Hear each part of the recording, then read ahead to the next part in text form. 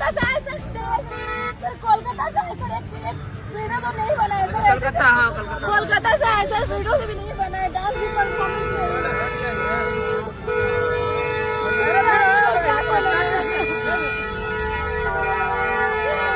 कोलकाता से आए वीडियो बनाने के लिए, यहाँ पर इतना खर्च वर्च करके मतलब वीडियो नहीं बनाना हुआ तो क्यों बुलाए फिर हम लोग को यहाँ पर? क्या बोलेंगे फैमिली को?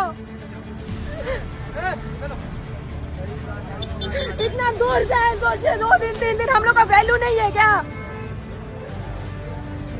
ये गाड़ी थी। अगर शायद पवन सिंह होता तो ऐसे नहीं करता, बट खेसारी सिंह से, खेसारी यादव से शायद इसी वजह से ऐसा हुआ क्योंकि हम सिंह हैं, इसी वजह से। हाँ तो यही बोलेंगे हम। क्या बोलेगा फैमिली को?